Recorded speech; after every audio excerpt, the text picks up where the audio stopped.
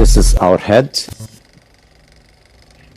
and somewhere in there you have the brain, and then you have here the pituitary, and somewhere here you have the pineal gland. They tell us that this pineal gland is formed like an eye, like an atrophied eye, that it was an eye sometime. But if it was really an atrophied eye, then why hide it under the brain if it was supposed to see light? But we know that as an eye, it's very sensitive to light, because when light hits it, it can't hit it directly, of course. Somehow it gets the information about light, then it produces certain things, chemicals in your body, and when there is no light, it produces others. So the moment the light goes off, it starts producing things like, for example, melatonin, and it puts you to sleep. But if this was the main reason for this, then the logical place for it would be somewhere out there. If it's an organ that senses light, the logical place for it would be somewhere where it can get the light. Or why would we need it to begin with? Because the eyes can do it for us. I mean, the eyes can sense the light and send the information to the brain. Why have something that looks like an eye that gets information from outside, but at the same time is pointing downwards under the brain? It must be, when we speak of its relationship to light. Now we are speaking about light being created in our system. We create our light. So it is sensitive, it could be sensitive to something there, but it is also related to some inner light. You know, this point in the ear, when you have your ear like that, in Chinese medicine, you imagine the ear like this to be like an inverted fetus, with the eyes here, the hands here, you see, and the legs here. It's like that. And the points here in treatment, they reflect every organ in your body. So your whole body is present in your ear like that. Now, in ancient times, there was nothing called jewelry. You wear jewelry here, you wear jewelry there. No. At the time when the door was open, you used things on your body for certain interactions with the forces of nature. So this point here in Chinese acupuncture is called the point of inner light. And if you put some crystals or diamonds here, that means you activate through resonance, you enter into resonance with your inner light. So your inner vision gets activated.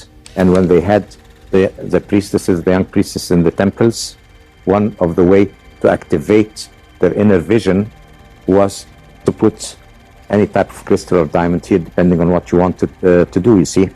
Today, you find people piercing everywhere. Now that's very, very dangerous. You could completely disrupt the functioning of your physical organs by piercing at this point or at that point or this point. They don't know that every point in the body is related to a certain organ, and you don't know the point you are piercing with what is it related, what are you really piercing, and what metal are you putting there, and what thing, something might be good in one place and not in the other, and all that. So it's very, very dangerous. We have seen, there is evidence that the ancient Egyptians did some piercing and things, and the Sumerians did it, or we have evidence of tattoos in ancient times and all that, but they chose the right symbol, the right shape on the right spot and all that. It wasn't just playing around. So if this is inner vision, why here? Why looking here? It must have a link here and something here. Ear spine goes down here, but why here? Is it looking at something there? The heart is the place where you have the most blood in your body. So it's the center of the fiery element. And fire produces light. So the mystical connection of light of the heart, perceived by the pineal gland, illumination, and then what's perceived out here with the visual center. So this light is in resonance with this center. So your inner light is here, and it is on a harmonic, a higher harmonic to the actual light you perceive in colors. That's why in any mystical experience, the light effect, I mean, if you do some meditation or do some prayer or something, sometimes you can see that there's some slightly more light in your vision. So there's a link between the centers here, pituitary, pineal, heart, and the brain then. Now, look at it that way. In order that you perceive your reality, you must have working senses. That means your body must function before you can perceive a reality. So what runs your body? Is it within your perceived reality or from outside? I mean, your heartbeat, your lung, all the rhythms of your body, the laws that govern life, are not coming from your perceived reality. They're coming from the total reality. The whole universe is working through you in there, and then you become alive, and then you make your perceived reality. But what really work, all those rhythms are methods of communication. Remember, we said rhythm are communication. So you're communicating with the whole universe. Your life is through the life of the universe. What are the laws that make you breathe, think? Where do those laws come from? Those archetypal laws must be beyond the perceived reality, because they must be there first for us to see perceived reality. Now, is the light that you see in front of you produced by the sun or by you? No, the sun is radiating energy. Energy, your brain converts it into light.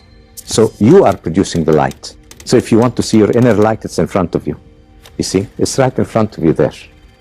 You are producing this perceived reality. It's produced in your brain.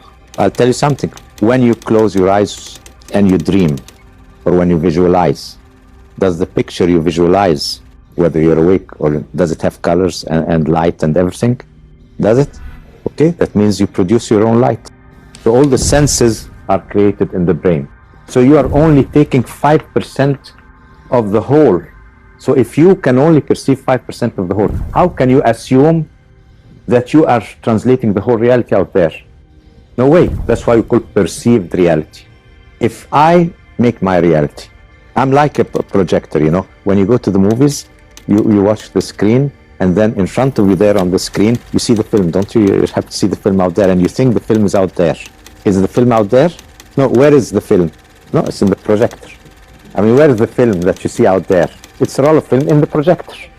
But you think it's out in front of you there, because it is projected there. What projects it? Light. Light. I'm taking another example.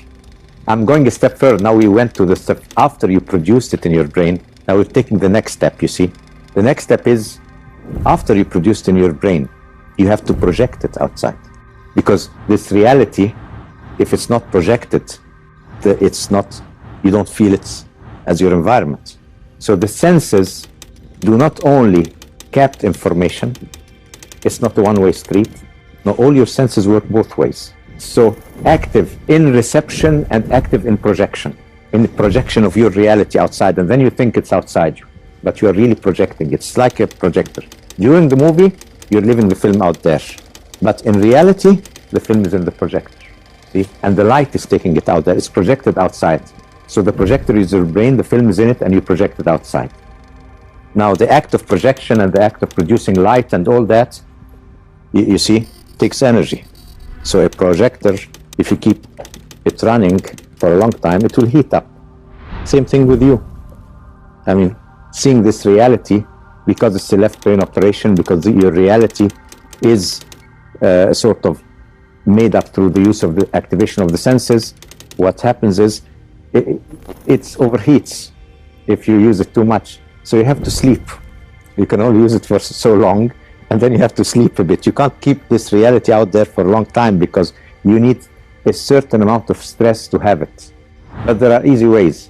Whenever it gets too stressful, you daydream. So you activate the other part of the brain. And then some daydreaming is relaxing. See, if a person has too many problems, he just daydreams a bit, yeah, and then you feel, and with many people, it becomes automatic.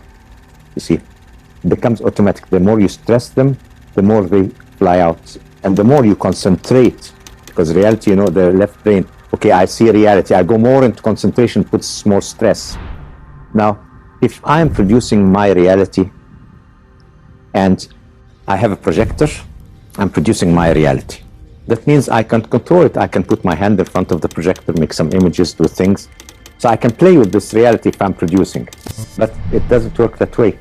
Imagine that there are 100 projectors producing the film.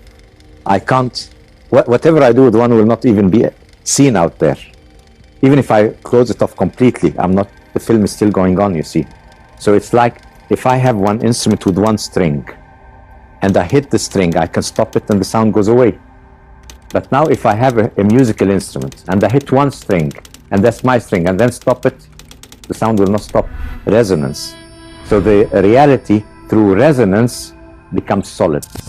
Resonance is a form of interference of reality and becomes solid through resonance. And then we are part of forming it, but we are not the total formers of it. So at the end, it becomes our reality.